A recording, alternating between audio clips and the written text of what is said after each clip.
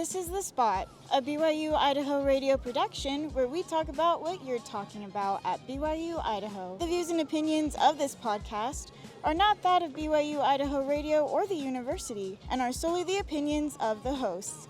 Today's hosts are Megan Tomsik, Jesse Richens, Cody Miller, and Breanna Latouche. Today we're talking about spooky activities. So let's just begin with our spot take. Cody, you want to go ahead? Okay, my spot take is a little controversial because everybody loves Halloween. It's the holiday that everybody loves, with the exception of Christmas, but that's neither here nor there. I personally believe that Halloween can be overrated because, well, even though it's a nice holiday, people can overdo it by doing nasty things like egging and toilet papering people's houses, especially when I was a little kid. And people do some pretty immature stuff like Halloween pranks, scaring kids with all those nasty ghoulish masks and like serial killer-esque type pranks. And I'm just like, I wish people would take the time to think about what they're doing before they do that kind of stuff. You know, that's why I think Halloween's overrated. Otherwise, it would be a lot better in my opinion. Yeah, I agree. When I was younger, there was like this fun thing going around where you would take spaghetti and you'd just throw it on your tree. I don't know why. And it was awful because it was cold outside. Oh my God. I don't know why my family did that, but it's not fun. As long as you didn't do it to other people's houses or other people's trees, that was perfectly fine. If you do it to your own, it's your own property. Yeah, no, I agree, but Halloween can also be very fun at the same time. I mean, more so when you're a kid because of trick-or-treating.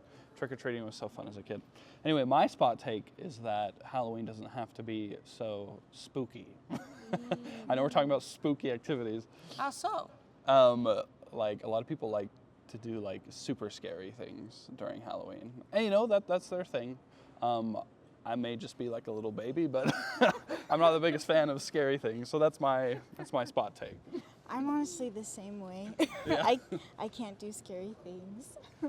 Well, I do not share in that sentiment, but I love scary things, and I know we're kind of going to touch on it a little bit today, but out of all the haunted attractions, okay, there's several, right, in the area, I think the Haunted River is the best one, okay? You cannot change my mind on that. I don't know why I'm looking at you. Cody's the culprit here. I'm of the opinion that the Haunted Mill is actually one of the better scary attractions. It's an actual old grain/sugar mill that's over a century old, but it's been that way as the Haunted Mill for at least well over a decade now. It is really, that's second on my list, actually. I mean, you know it's good when the lines are long for both of them. When you have to wait multiple hours. Like so, Chipotle. yeah, that's right. For my spot take, I actually love the spooky activities. I don't do them much because I get scared in real life. So I actually, when I went to the Haunted River, you know, they give you like a lantern. Yes. And my friend made the mistake of giving it to me. Oh no. And I saw something like running towards my group and I just like booked it. So then I was like, oh wait, I have the light. And I went back. Oh my God. Yeah. That's an awesome story. Yeah, I'm definitely as a not graceful way to say it, I was the meat shield for my friends. That's what I would be. I'd be in the front taking the brunt of everything, but that is hilarious. Like, oh my word. I've been going to all of them for so long, and so it never gets old because the actors change every year basically, and so. Well, there's your credibility. You know, you've been to all of them for so long. You think the river's the best. So, if you guys want to find the best one, Well, Breanna, I think what kind of spooky Halloween or spooky Halloweens are done in and around Halloween? Because Halloween is coming up very, very soon as of this broadcasting. So I did some research, and we have the straw maze. They also have like a haunted version at night, which I think is really cool. Yes. And then the haunted river, and there's also a scary film made by I think a Rexburg local called I Be a Witch. It's pretty cool. I didn't know about that. That's cool. It's about Anne Foster, who was accused of being a witch during yes. this film. Yeah. Yes. So. Oh, that'd be creepy. Yeah. So, what sort of spooky activities have you been interested in Rexburg or Idaho Falls? I've known about a lot of them. The only ones that I've really participated in since I got to college has been like the haunted attractions. And you can go, when you go to the Straw Mill at night, you can get a ticket to go to the forest, which is right across like this open field. So those are right next to each other, and they'll take you over, like they'll make you walk across like an open expanse in the dark, and then they'll take you back in like a creepy bus with a guy that's like talking and laughing with you. He's like, it cracks me He's up. out there. Yep, and so it's totally worth it to do both of those. Definitely, and also in Shelley, there's the haunted hospital and the haunted theater. Those are right next to each other as well, and you can get tickets to go to both of those. I've really, really enjoyed those attractions as well. And then apparently, Sister Hepworth was mentioning this in our meeting actually. She said that there's an attraction, not really, it's more like an actual haunted location that you can tour. It's like a girls' school, I think. I don't know, do you remember that? Like, or actually, maybe you weren't here for that meeting, I don't know. But essentially, she and her sister Charity went and they swore that they saw ghosts. It was too real. So that's probably the peak of spooky for me. But I don't know if you guys have experienced other attractions like that besides the haunted attractions specifically. Because you said that you're not as big of a fan of the spooky stuff. I don't really go to any of them, to be honest. Like, I feel kind of bad to inform people. I've been to a bunch of historical places in and out of Rexburg for the most part. But the closest place I've ever gotten to a haunted place actually where they said real life hauntings actually happened was the E.O. Stanley Hotel in Estes Park, Colorado. Apparently E.O. Stanley went there because he had tuberculosis. He somehow got cured from the dry air being there, and then he built a massive Victorian style hotel there. And apparently during nights you could hear children running down the halls, and that you can hear the piano playing, and even people hearing scratches along the walls as well. That's not terrifying at all. And it's supposed to be one of the most haunted locations in America. But I don't think we have any real haunted locations here in Rexburg for the most part because, you know, this place doesn't have too many ghosts. And if they do, they don't last long here because we just send them away. As far as non-spooky attractions go, I did write a couple of them down because I figured the haunted ones would come up pretty quickly. That's a good assumption. Right? So some of them that I looked at are happening on the 25th. So is that in regards to when this episode airs? It'll be after. I think it airs the 24th. So. I was hoping that was the case. Okay. Don't worry. So on the 25th, both of these events are happening, so you get to pick and choose which one you go to. It's Hemming Village's Halloween Town at Hocus Pocus. That's one. So if you've been like on that side of campus, on the side by like the Cafe Rio and all that, it's right by the Rocky Mountain Chocolate Factory. Northern side over by the Sporey building and the snow buildings. Yeah, so over by like the Five Guys and the Righteous Slice, all that kind of stuff. They deck it out to look like Halloween Town. It's kind of cool, and they like have actors that will come, and so several of the things that they'll have is carnival games, character impersonators, so I think that's where the Hocus Pocus part comes in. Trick-or-treating, hay rides, rock wall climbing, costume parade, and there will be cash prizes, cash motivation for that. There's a professional storyteller, food trucks, and so much more. And so that is happening on October 25th from 5 p.m. to 8 p.m. So that's a Friday. And it's at Hemming Village. So if you walk in that direction right by Porter Park, you cannot miss it. It's gonna be so, so cool. So that was one. And the other is the Haunted Forest Masquerade Gala. I can just hear Savannah being like, yes, that's what I event. So this is happening on the 25th as well, and it's at the Woodman Ballroom. Woodman Ballroom, where is that located? So the address, I could say the address, you could find it just by looking up the Haunted Forest Masquerade Gala. It's on Main Street. So it's on Main Street. The doors open at 5:30, but the The doors open at 5:30, but the event starts at 6. It's a ticketed event, and so depending on where you sit, it's like formal seating, so the ticket price will change. It's from $20 to $30. So you can dress up. Things will be provided. There's like a whole masquerade dance, hors d'oeuvres. There's a silent auction as well, which I think is super fancy. You don't get to experience that very often. And it's all in support of the Ballet Etude. So that's why it's at the Woodman Ballroom. This is all to support the Ballet Etude, and it's to finance their performances, scholarship funds, and community outreach programs. So I thought that was super cool. I think that's a really rare opportunity to like have a fun date with a special someone or go with your friends or whatever. And so again, that's on the 25th, that same day, starting at 5:30 is when the doors open, and then the event will start at 6. So you get to dress up all fancy like. But thank you for letting me stand on my soapbox for that. I will. That sounds like so much fun, honestly, because who doesn't want to dress up and go to a masquerade, right? A spooky one too. There's actually, Savannah told me about this one. It's a zombie 5K. What? So basically, it's amazing. So students can do this 5K, and then zombies try to steal your flag. Okay, wait, that's not what I expected to be at all. Yeah, and so if they steal your flag, or whoever has the most amount of flags left will win. It'll be at the BYU-Idaho Stadium, and it'll go from 6 to 7:30 on the 29th. How does one become a zombie for this event?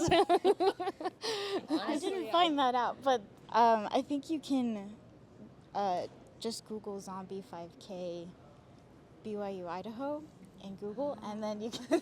I imagine more people are going to be signing up to be the zombies. That just sounds like so I much thought you fun. just dressed up to look like a zombie and then went on a 5K. Right. That's what I thought, but And no, then ran like you're a getting zombie. chased by zombies. Chased by zombies. That's It's amazing. terrifying. Is there Great. What are they? They ain't walkers. They're sprinters. And when you encounter the Walking Dead, you better run for dear life. No, seriously. So yeah, is there like a ticketed? Is there a price to get in? That's what I'm trying. I forgot to put it on here, but I don't know. I imagine it couldn't be too much, Yeah. and all the information is probably available. So Just make sure to register beforehand. But and when is this? the 29th Oh, from 6 to 7:30. But yeah. Pretty cool. I have an activity that I found. Sorry. Oh, no. Okay. It's happening at Fat Cats actually, and it's on October 30th. They'll be hosting what they call a Halloween hoopla, I guess, from 10 a.m. to 1 p.m. They'll have Halloween activities, unlimited soft drinks if anyone likes soft drinks, which is Unlimited everyone. red cream soda here, baby. And a $12 arcade game card. So then you get to go around and play whatever arcade game you want. So yeah, that's a fun activity that's going on.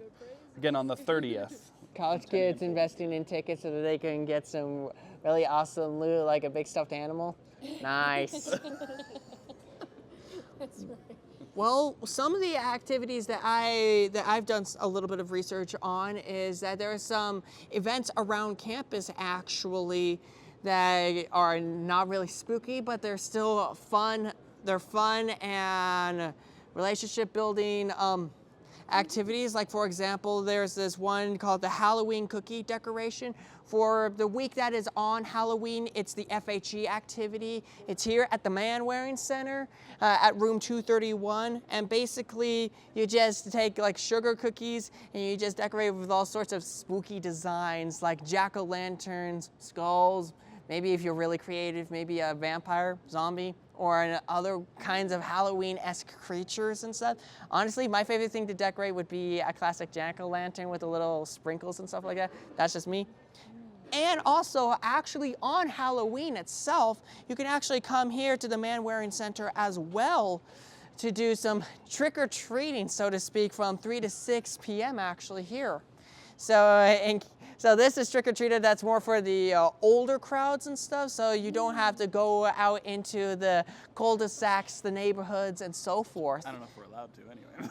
That's true. And well, personally, because everybody dresses up, my favorite costumes that I've ever honestly dressed up as was either Phoenix Wright from Phoenix Wright Ace Attorney, Oh, yeah.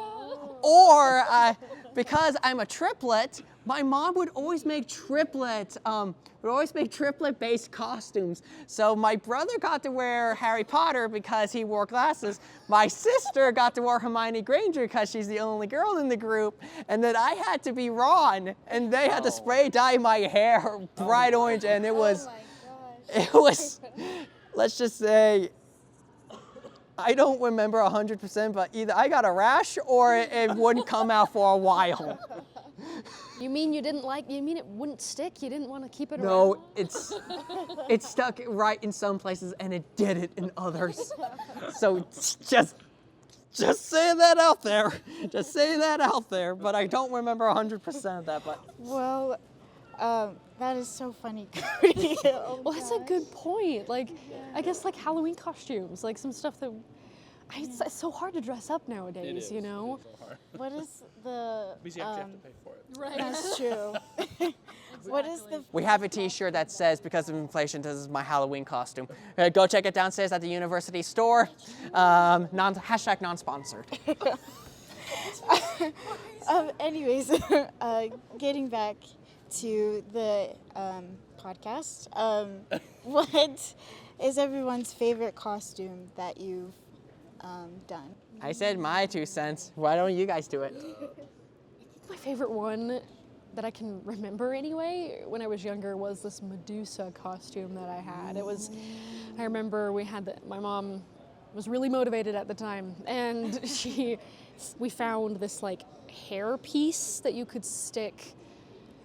Essentially, we teased my hair to look like an absolute monstrosity. It was like huge, a lot of hair, okay? And then we put this hair piece that looked like snakes. It was like a golden like hair thing, so I think it went like all the way across, and it had like snakes and like and so it like went up against my hair and did like the super dark makeup. I was in elementary school, mind you, and yeah, and then I had this cool like ball gown, and I showed up to school, and I was just like, I'm such a bad, like I was like, I don't know, I just A villain. exactly. So that was probably Let's just hope there was nobody in a Perseus costume. Because you know, that's what happened to her. Thank goodness, because I wanted to be here today. So that's Hey, Breanna, what's your favorite Halloween costumes that you could remember? My favorite one was when I dressed up like Crest toothpaste. Oh my gosh. What? My mom got felt and did like this circle and then cut out arms, and then we like put the logo on. Wow. We like spray painted my hair white, and we did like a little cap on top. Oh my gosh. How old It was- I was like 10, maybe. Awesome. I wanted to be toothpaste, because everybody did like witch or something Yeah. like that. So I wanted to be different. Well, success. Jess, your turn. Yeah, my favorite costume was probably, I did an Indiana Jones costume, and it was, I love Indiana Jones, so it was so cool. They went and got me like this Indiana Jones style fedora, of course, and then I remember I wore like, my dad had this brown leather jacket, so it was pretty big on me, but I felt really cool, obviously. Please tell me you actually had the whip. I did, yeah. Yeah, there was like this little set they bought me. I had the hat and the whip, so. Dang, that's what makes the costume. Yeah, no, it does, so. It was really fun. Oh, I have one last costume. This one was actually the most ingenious one my mom ever made. So my siblings and part of me were enamored with Greek myths, especially Percy Jackson. awesome book series, by the way. My mom got inspired to create Greek god costumes for all of us. My brother got Zeus. He had a full white robe and everything with the golden trim highlights, like those little snake things. And they just put them on. And my brother had the thunderbolts and everything. And then my sister was given battle armor and a robe because she was Athena, the goddess of war and intelligence. Or war intelligence, more or less. And then for me, my mom made a Poseidon outfit. And she did it by taking a vest and putting it on me like it was not made out of styrofoam, but it was plush. And then she decorated that it would look like fishmail armor. And that she would give me like a helmet or something like that. And she would dress me up in like the similar robes, but I think they were like dark brown and blue to imitate the ocean. And basically, it was a really fun costume. And not gonna lie, it's still downstairs at my house, actually, still there. Either that or it's probably being sold, or we're gonna get rid of it soon because it serves no purpose. I was like 10, 11 years old or something when we had that, but it's one of my favorite costumes of all time. So shout out to you, Mom. Thanks for making the best costumes. That's so cool in that costume. That's awesome. Well, next, Jesse did our spot interviews. Can you tell us a little bit about them? Yeah, I just went around and I asked people about their favorite spooky traditions. So, we're probably just going to hear a couple of those right now. My favorite Halloween tradition is going to my family's annual Halloween party where we play a bunch of games and get lots of treats. My favorite Halloween tradition would be getting together with all my friends, and we go out to the various haunted houses, haunted mills here in Rexburg. And we usually get together and just have a little hangout watching movies on Halloween night and eating candy. So that's what I'd like to do. My favorite Halloween tradition every year is trick-or-treating with my family. Okay, so next up is our quiz. I tried to think of questions that you might know, you might not. We'll see. He's told last time. That was, okay, I know that was my fault, but don't blame me. That's fine. No, it's okay, it's okay. All right, so first question is, when does the Haunted River close for the season? October 31st, November 1st, October 30th, or November 2nd? I'd say November 1st because there's no real point in keeping it up after just maybe one last day and stuff like that. Well, what day is November? Is that a 1st? Sunday? Yeah, like what? No. I think Halloween this year is supposed to be either on a Tuesday or a Wednesday. You may need to double check that. My thought would be the 2nd. That's my guess. I'm going to say the 2nd as well because it's Saturday. You're correct. It is November 2nd. Good reasoning. Fair enough. Okay, and how late is the Haunted Straw Maze open? 7 p.m. to 8 p.m., 2 to 5 p.m., 5 p.m. to 12 a.m., or 6 to 8 p.m.? I'd say 6 to 8 because I have personal experience on this. I'd say probably 6 to 8, but I really don't know all that much because I don't really go. Until 12 a.m. Okay. So it is pretty late because I know. Spoiler alert. Yeah, spoiler alert because this is. So I went there, right, on a date. And the lines were so incredibly long to get into the forest that we were out till past 1 in the morning because the lines were so long and they couldn't kick you out, right? And so because they had to stop people and cut the line off. Essentially 12 a.m. hits, right? And they're seeing that more people are still coming and they're like, oh, okay, we gotta shut this down. And so they they got to a certain point in the line behind us and told those people to go home. And then we were far enough forward that we got to stay. So 12 a.m. is when it ends. I figured you might know. Okay. And then last question. What is the closest ghost town to Rexburg? Herbert, Herman, Caribou City, or Era? I think that's how you say it. Ghost town. Let's not be error. I think it's probably, I'm not sure 100%, but I think it would probably either be Era or Caribou City, because those things have been abandoned for quite a long time and they're still around today. I think they were formed because of the Idaho gold and silver rushes in the late 19th century. That was when it actually happened. Yes, Idaho had its own gold rush and silver rush, but in a way, Kellogg is still dying at that point because it's. But I think it's probably Caribou City or Aria. I'm gonna say Herbert. I don't know. What was the other one that people didn't mention? Herman.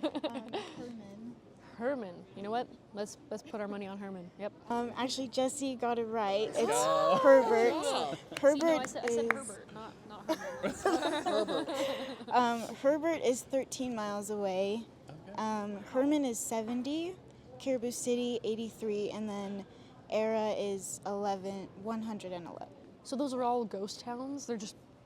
Basically, a ghost town. Basically, a ghost town is basically a town or a settlement that once had a massive amount of people in it, but due to a lot of economic reasons, people left the town, and the buildings are still left there, isolated, and more or less nature has reclaimed it, so it becomes literally a ghost town. Place where people live, but now they're gone. And some ghost towns are allegedly haunted, but in other places, it's basically a reminder of what was once called boom towns, where gold or silver was found. Then they dried up the veins, and then everybody left because, other economic opportunities. Yep. That's crazy. And then to end, Cody has our spotlight. Okay, well, basically, there are two events that are happening around Halloween that I wanted to focus on. Halloween has an event where international films are shown to students. And predominantly, as of this coming out this Friday, they have The Elephant Man. The Elephant Man is an English film that was filmed in England, and it follows a Victorian-era doctor as he helps a disfigured man out of tough circumstances. He was placed in a circus because people called him ugly. He was the Elephant Man, and he wanted to preach a message of kindness to people and compassion to others. It happens from 7 to 9 p.m. at the Sporey Building's room 30035, or the lecture hall in the basement. Also, this Saturday as well is a masquerade ball with the Sound Alliance. It happens in the Hart Building's main gym and stage. That happens from 8 to 11 p.m. on that Saturday. To obtain tickets, just go to ibelong.byu-i.edu for more information and to RSVP tickets and stuff. And but you can go on to iBelong to look for other activities just as well. Awesome. Thank you, Cody. Okay. You've been listening to The Spot, a production of BYU-Idaho Radio. Today's hosts were Megan Tomsik. Jesse Richens. Cody Miller. and Breanna Latouche. The views and opinions of this podcast are not that of BYU-Idaho Radio or the university and are solely the opinions of the hosts. This episode was edited by Maya Waddell. Producers were the hosts with supervision by Brandon Isle and Natalia Hepworth. Our theme music is Finding Happiness by DJ Quads and The Perpetual Ticking of Time by Artificial Music. To listen to more episodes of The Spot, like and follow us on social media or visit our website, byui.edu/radio, and click podcasts. Be sure to subscribe to The Spot podcast wherever you get your podcasts and leave a review of the show and leave a comment on what we should talk about next.